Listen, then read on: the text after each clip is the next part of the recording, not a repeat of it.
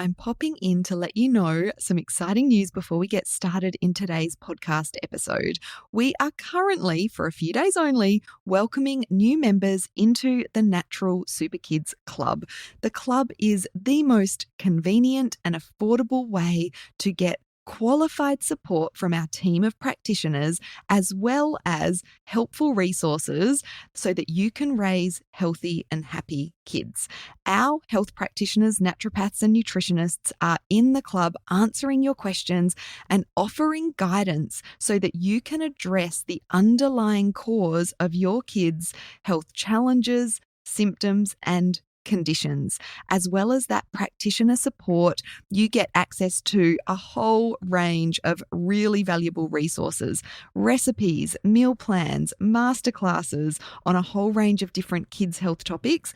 Even some mums' health topics are included in there, as well as cheat sheets. So you've got quick access to information at your fingertips when you need it. So the club is all about helping you as a parent to encourage your kids to eat more variety and address those picky and fussy eating habits, to help support your kids' immunity so they get sick less and bounce back faster, to address those pesky digestive issues from constipation to food intolerances to those ongoing tummy aches, also to improve your kids' sleep, mood, and behavior, and build allergy tolerance to reduce the symptoms of allergies as well as atopic conditions such as eczema and asthma and hay fever. So the club really is a one-stop shop for everything you need to raise healthy and happy kids. Come on over to naturalsuperkids.com/club. That's club with a K, L-U-B, to find out more, or you can find the link in the show notes. We can't wait to welcome you.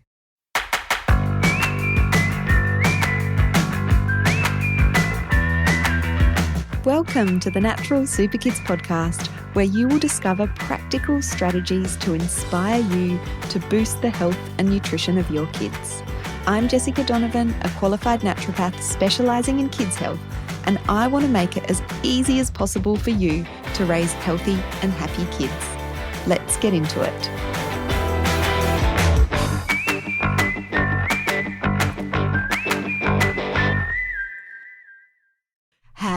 Hello, Jessica Donovan here. Welcome to the Natural Super Kids podcast. Today I am joined by a special guest, Brita List, who is a clinical psychologist, and we are talking about the psychological approach to PANS and PANDAS in children. So if you've never heard of these terms, PANS and PANDAS, you want to go back at some point to episode 167 of the Natural Super Kids podcast, where I chat to Dr. Layla Mason, who is a holistic integrative pediatrician, and we dive into PANS and PANDAS. To give you a quick little snippet of information about exactly what this is, PANS stands for Paediatric Acute-Onset Neuropsychiatric Syndrome, and PANDAS is very similar. It's Paediatric Autoimmune Neuropsychiatric Disorders associated with Streptococcal Infection. So these are both they present with a lot of psychological symptoms, but they are driven by infection and inflammation. So I definitely recommend diving into episode 167 if you want to know more. I'm excited to bring you this conversation with Brita, who works, as I said, as a clinical psychologist working with a lot of families with PANS and PANDAS. So Brita is based in Sydney, but she does offer telehealth appointments. She works across the lifespan, primarily focusing on school-age children, grappling with those common issues we see, things like anxiety, mood, emotional dysregulation. She has a keen interest in complex health conditions such as PANS and PANDAS, and you can really hear her passion come through in this conversation.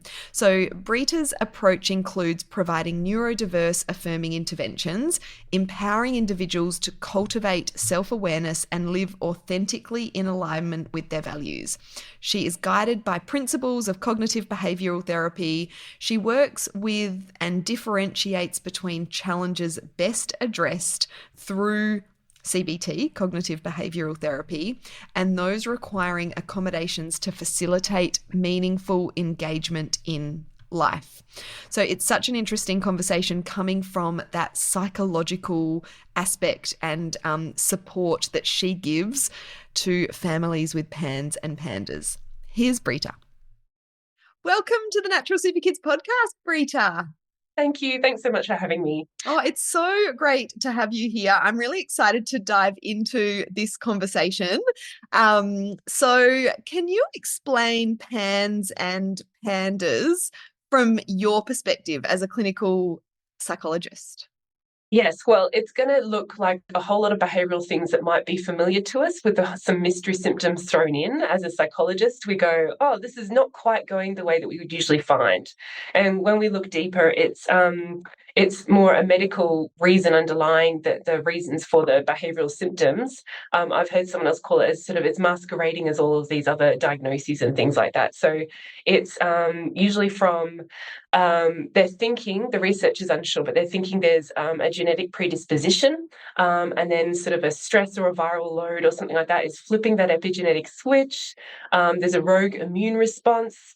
It's traveling to a part of the brain where we're usually seeing maybe functional and structural differences in neurodivergent brains, ADHD, OCD, tics, and all those kind of things. But we're seeing this kind of temporary disruption there instead, but it's setting off all these symptoms. The big difference is that it's so sudden, it's so unexpected. Currently, the information is a sudden onset, but I'm more likely to be seeing sudden onset or a sudden exacerbation, and that's sort of where the way it's being talked about is slowly moving to as well. And then on the other side, I've got a couple of kids, they've come to me and it hasn't necessarily looked like, or they haven't noticed a sudden onset or exacerbation, but look, they're suddenly way more functional when they have antibiotics. So because it's of that underlying sort of medical reason, and it could be infection that's causing the inflammation, it could be other things that are setting off an immune response. But yeah, they respond really well to that kind of treatment that takes those symptoms down or away. I was just going to say that's, really interesting. And I guess your work as a psychologist, you probably come across a lot of things like anxiety and OCD, like without the PANS aspect. So I guess you're like, yeah, it would be tricky to differentiate, right? Like, is this just OCD or is this PANS? And so you're looking at that sort of more underlying medical stuff that might be going on. That's not usually the first thing that we even know because we don't have access to that. And so as a psychologist, a lot of people aren't aware of it. They might just go, oh, OCD or anxiety or all those things. This is a bit unusual. But unless you've actually heard of PAN's existence even, it's so much easier to just assume it's those other diagnoses we are more familiar with. And we are looking at, hey, this is not performing the way that we'd usually expect it. It's quite rapid onset, and there wasn't a history before, or it was so minimal before, or ever since, families will say, ever since I was sick, they were never the same. And so on top of that, because of the wide-reaching sort of effects of where the inflammation's hitting in the brain, in the basal ganglia, the parents will also describe things like quite a big personality change sometimes. The kids just struggling to do so many things that they were so fine to do. So it is this really dramatic anxiety or OCD, or it could be avoidant and restrictive food intake, or it could be the tics, or it could be so many other things, more aggressive. But they're saying, this isn't my kid. And, when they're going and seeking answers, there's not a lot of knowledge in the health care profession either, or there's doctors out there saying, we don't believe it and stuff like that. So there's been controversy over defining it more as so I'm jumping a bit here, but PANDAS so we've got PANS. It's an umbrella term, Paediatric Acute-Onset Neuropsychiatric Syndrome. Syndrome means it's just a cluster of a whole lot of things going on. PANDAS is strep specific, but because it's apparently hard to, and not medical here, but this is what I keep hearing, is it's hard to really get a good, accurate test of strep levels at the right time, at the magic time. So it looks really confusing in the literature, and there's doctors saying that's not really a thing, and this is, just put those firmer parent boundaries in place. And these are kids that, we have inflammation causing this. We can't behaviour that inflammation away. And so it doesn't even follow our usual pattern of, intervention and response to treatment. So, yeah. Yes, I love that we can't behavior that inflammation away. So true. And so frustrating for parents dealing with this that, yeah, like those parenting techniques, or you just need to get firmer, or that sort of thing must be, Accommodating, but if I yeah, don't accommodate, they start attacking us and attacking the furniture, and yeah. I've seen a lot more extreme sort of cases. So yeah. I can imagine. And so tell us a little bit about how you came to be working in this area, because I imagine even like in the world of psychology, there's still a lot of psychologists that wouldn't know about PANS and PANDAS. That is my impression, is a lot of people don't know. And I so I'm currently working at, and I have been since 2016, it's a clinic that's attached to a university and research hub, and it's known for working with anxious children.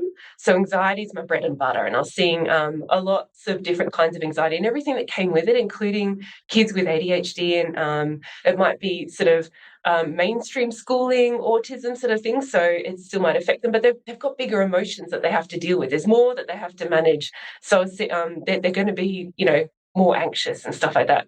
So I work with a lot of anxiety, but I have an interest in working with interesting and complex health diagnoses. So I'd worked on a research trial with somatic symptom disorder in children, where it might be they've got physical sensations, but they're just interfering above and beyond whatever might have been there. They might have had other medical diagnoses or not, but it was working with that. And then I said to my admin team, please send me all the weird health stuff. I'm interested.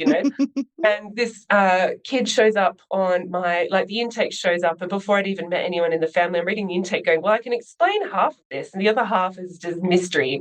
And I got the parents in, and I sort of came out of that parent-only session with the same situation. Like, I can still explain only about half of this stuff. We've got to rule a whole bunch of other things out.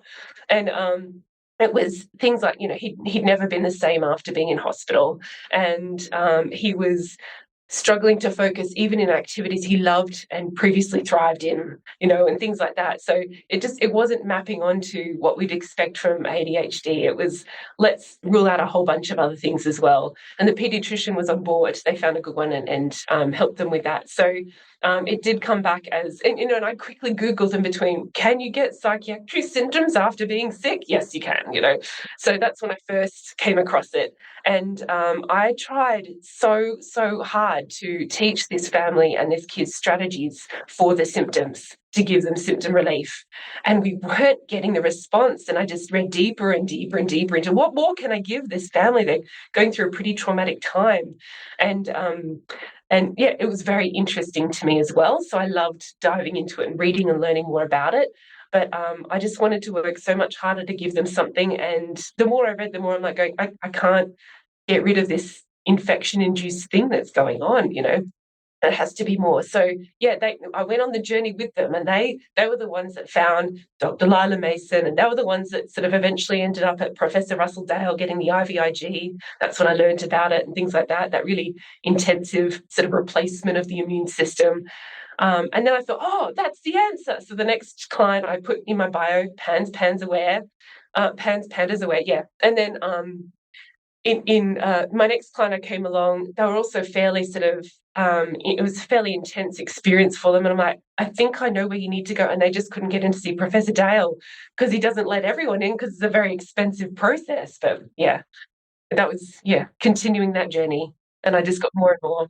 That's amazing. And I can imagine as a parent going through this to be looking for a psychologist and read that PANS PANDAS aware. That must be like this big relief of someone, another So, health professional that understands. yeah, and I know how much stress and hassle they've been through, and how much it feels like they're constantly being dismissed and gaslit, and no, that's not what it is, that's not real and stuff. And they're going, I'm just trying to describe what I'm seeing at home every day.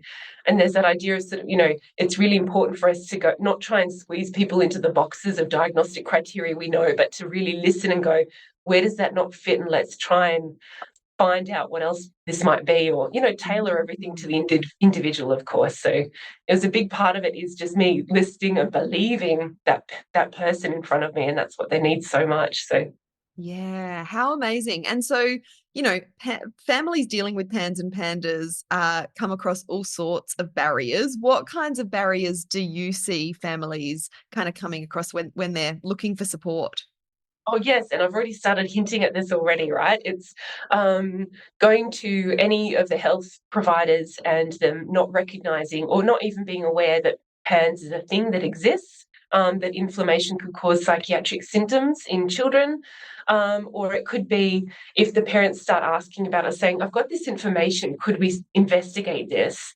Doctors go, no, no, no, that's not real. Or for some of my clients, they've gotten someone who is listening to them, and then that person goes to their superior in the hierarchy of hospitals or whatever, and they're told from that superior, no, no, no, to come back and do their job and go, oh, sorry, we can't proceed here. And it's just frustration after frustration. But it might also be these families, they need more than just medical support as well. It's their community that sometimes drops away because relatives, grandparents, everyone around who doesn't understand what's going on is saying, why don't you just, you're letting them get away with too much. There's this criticism of their parenting, and this parent is treading water, struggling to survive, and in the community, maybe their child is starting to lash out or act out at school and getting in lots of trouble because all of these symptoms that come along are really problematic. I've just realized I haven't even talked about all the different symptoms and the way it impacts their cognitive ability, but it really, really disrupts schooling in every way that they could possibly try to engage at school, with friendships, with learning, with tolerance of others, with emotion regulation and everything. So the child is at risk of being quite the spectacle for the rest of the community to be judging the family on when it's not within their control. Yeah, And so they're tricky. trying so hard, and they're doing everything that society tells them to do and provide those boundaries and those behavioral strategies and encourage their child out and face those fears. And stress exacerbates inflammation. It just makes it all worse. So um, it's a very isolating situation. And then there's some online parent groups, but there's a lot of distress in those groups too. So it's sort of a bit, it's a bit hard for them to sort of dip their toe in those waters without feeling quite triggered and overwhelmed as well. But Mm. there's a lot of good information in those parent forums too. So they'll go in there. But yeah, and even if there's someone who does know about PANS but hasn't spent a lot of time with it, it's still really confusing because I regularly find myself just having to do things a bit differently. But that's because of my formulation. So Okay. it Yeah. is hard. Oh, yeah. And I think you've articulated really well, like the struggles that so many families go through. And I'm sure you see these struggles every week in your practice. Did you want to dive into some of those, those psychological aspects and how it is affecting their lives now? I also wanted to ask you, like, how does providing that psychological intervention for PANS compare with other presentations you see? So maybe you could kind of talk to both of those points. Blend them. Yeah, yeah. I was going to bring up, hang on, because I don't have a photographic memory, but there's this really nice tool. Where is it? Okay. So there's a graphic online called Seeing Your First Child with PANS by Margot Thienemann. I don't know if I said her name right. And the PANDAS Physicians Network. And it talks about the basal ganglia, which is what they believe is being affected by the inflammation. It's being disrupted.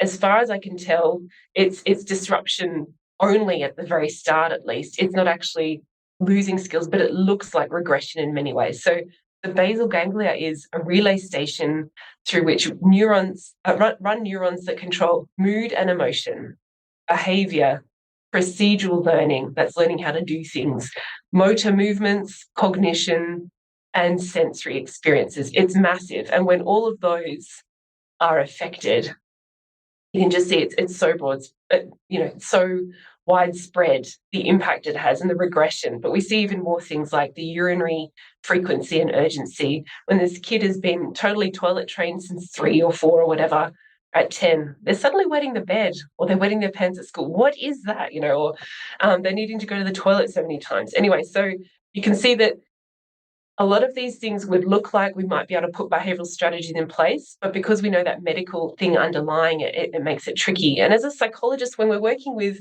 the regular anxiety that turns up, that fight or flight response that tells us we need to run away from danger, what we want to do is find a way to set little tasks, little challenges that are small enough to face our fears, that we get a bit unsettled and then our body calms down again. And then we get to use our brains to reflect and go, that was okay. I could do that. I'm ready to try that again. You know what I mean? Like, as opposed to that being terrifying. Yeah, we want them to be facing those fears, to be calming down, and then to be thinking about it and reflecting afterwards and forming new meaning around these. All of that requires a lot of, brain and a lot of sort of regulation of the body that we're not getting in PANS. Instead, we're getting the opposite. It's like, here, face this fear. I'm just getting more stressed. I'm just getting more and more anxious. That was not safe at all. I can't trust you. It's like we're getting the opposite effect. We're pushing them further in the deep end. So graded exposure, facing our fears, the usual thing we do for anxiety, isn't going to work the way that it would normally work. It just makes things worse, and that's very confusing.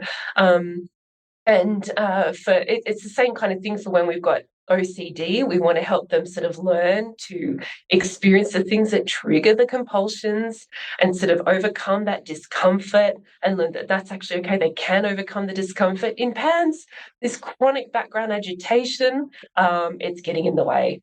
For parents, they're trying to get their kids to reflect. They're trying to talk to these very, quite often high verbal IQ, very verbal, talkative kids, very clever kids. The parents are trying to get them to reflect, and their brains not doing all the thinking very well that it normally is able to do, and that's confusing for everyone. And PANS can affect memory and encoding new memories. So we don't even get to say, remember what you did yesterday? They'll say, no. What happened? Remember that time when? No, you're lying, because they don't have any connection with that, because the memories haven't been encoded. And so here we are trying to teach them things, and they're not actually receptive to learning in some of those moments, in the worst parts of the flare. What I do find is there's opportunities, as opposed to all the other kids I see not in a PANS flare, where they're pretty receptive most of the time, unless they're in a particularly foul mood or something like that. But for the PANS kids, as they're starting to head into a flare, as the inflammation starts to impact them, we want to jump onto the medical intervention, sure, but we also might have a chance to provide a little relief, symptom relief, with strategies there. As they're heading out of the flare at the other end, they're a little bit more functional again. They might be a little bit receptive to some of those strategies. But in the middle of that hardship, it's more about accommodation, because they're not ready to learn stuff. Yeah, that makes so much sense. And I think the key, what you said even earlier in the conversation, was, that stress makes the inflammation worse. So I know, those psychological strategies of like sort of like you were explaining with anxiety. And I went through this with my daughter as well. Like with her anxiety, it's like, just kind of push the comfort zone little by little by little, and it worked really well for her. A tolerable level, right? Yes. Like where they can tolerate. These kids aren't tolerating it. Yeah, and the stress just makes the inflammation worse, which makes the whole presentation worse. So that makes so much sense, and it must be very slow going when you're working with these kids as a psychologist. And it's just so dependent on working with all the other teams involved. So it needs that medical care to address the underlying medical reason. I know the treatment guidelines that are out right now, they're apparently working on reviewing them. I don't know how long that takes or anything, but the treatment guidelines from the US are like a three-pronged approach. It has to be, prevent and treat infections. It has to be modulate the immune system, and I know that's where naturopaths come in really good. They're very handy. And then it's symptom relief. But at the moment, it's really sort of sketchy research out there so far that I have not felt very well guided by on what I'm supposed to be doing with those kids at different levels of exacerbation. But lots of the research has been focused, rightly so, on the medical side, where it's got, in mild cases, moderate cases, and severe cases, this is our level of intervention. Yeah, I'd really love to see that for psychology and for the other allied health that are involved too. So Yeah, Yes, yes. So much more research needs to be done in this area, doesn't it? yeah, yeah. And so obviously we've got the medical side, and we've had Dr. Layla Mason on the podcast talking about PANS and PANDAS. So she's a holistic pediatrician that works in this space a lot. And then the psychology side is where you come in.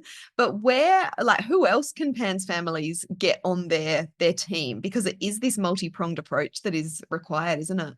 Yeah, and it's just covering so many different realms of healthcare, sort of thing, and not everyone's able to get into Dr. Lila Mason because she's very busy. And there's a few other good pediatricians around, I think. And I know another one that used to work with Lila was Dr. Shalika Shetty, who I've had a couple of referrals from her too. If you can't get into those pediatricians, I know some people are getting into holistic GPs. They're very expensive. Naturopaths and dietitians, they're good. OTs they're not, OTs aren't even mentioned in the current guidelines, but they have so much to do with organising. Like they've got a really nice framework for daily functioning and for there's one of my arms for for sensory experiences. So I know Michelle Newby at Stepping Stones up at Newcastle in New South Wales. She's been working on a PhD and slowly publishing. Just released a book, but she's got she's got a huge she's got framework around looking at outside of exacerbations and in exacerbations what different things are needed, and riding along on that research is this idea that during exacerbations it's really important to accommodate an outside of exacerbations. We want to see what residual symptoms there are to remediate then, sort of thing. But meanwhile, it is so important to slowly over time build up a really healthy body that doesn't fluctuate so much with immune responses, that doesn't get hit so hard. So while initially these kids are needing lots more antibiotics than we would expect, and maybe even steroids and low dose naltrexone and CBD oil and all these things, what we really want to do is pull in like where your work comes in, as naturopaths, to bring in that really develop that really healthy gut that has such an impact on the immune system. So I'm usually talking to families about this is sort of where it's heading. Get all of your team around you, but we're not going to be doing this kind of intensive accommodation forever because we want to get you healthier and healthier so that one day you see your kid will have a sniffle, but it's just a few little movements. You jump straight onto it with whatever is helpful. But because you've built up such a resilient immune system and gut, this isn't going to hit you as hard again, that kind of thing. Yes, Yeah. that's so important, like building up that resilience, because these are, in these PANS and PANDAS flares, as you were talking about there, very sensitive kids, aren't they? Such sensitive system, sensitive in so many different ways, and it just needs to be the mildest intolerance to something, and that's going to hit them with a flare and stuff like that. So I remember sometimes I've seen, I've hopped on telehealth and the parent's like, oh, I don't know why they're flaring right now. The kid gets on and then sniffle. I'm like, well, I know why. That's why. Yeah, Yes. yeah, yeah, Yeah. yeah. Oh, so helpful. And before we finish up, is there anything else you want to say to parents who are listening that might be going through this, at whatever stage they might be, with PANS and PANDAS? Or do you feel like you've covered everything?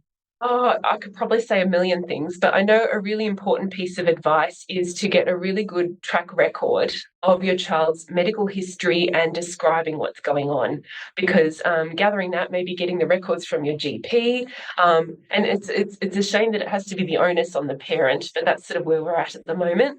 Is getting a really clear history. That's something that's not debatable. Instead of going into a doctor and saying, "Well, I think it's PANS." They don't want to be told what it is. They want to see the data. And so we could gather the data and say, this is really confusing. Can you explain this to me, please? Yeah, if you've got someone receptive, you might get to say, look, I've read this thing online, but more often than not, it's just like, show them the data. So, Yes. Oh, that's such good advice. Because, in busy life, we can kind of become like, did this happen? When did this happen? So oh, just so jotting things much. down. Yeah. Yeah, I think that's really good advice. Okay. And lastly, I mean, we could keep talking for another hour, I'm sure. Let people know who are listening where they can find you online and how you can support them. Oh, yeah. So I offer both in-person and telehealth sessions, but also quite a lot of families. They're not necessarily needing long, ongoing sessions with me because they've got to address all the other medical needs and the nutritional needs and things like that. But I offer a lot of consultations, like one-offs here and there and stuff like that. So I've got a website. It's just britapsych.com. I know it will be in the notes. I'm on Instagram and Facebook, but I'm not necessarily a social influencer. I just dabble a little bit and I share things that I like. It's more a little hub or a collection of things I like there. So, yeah. Perfect. Yes. Well, we will pop all those links in the show notes so that people can find you. And I'm just so happy to hear that you do like telehealth appointments so you can support people Australia wide. You Yes, I don't do. have to kind Yes, of yeah. be in Sydney to get your support. So I think that's super helpful. Thank you so much for joining me. It's been a really interesting conversation. Thank you so much for having me.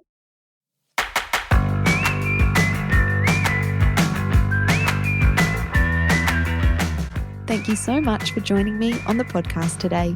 Head on over to our website, naturalsuperkids.com, for the show notes for this episode, as well as a whole heap of inspiration to help you raise healthy and happy kids. I'll see you next week.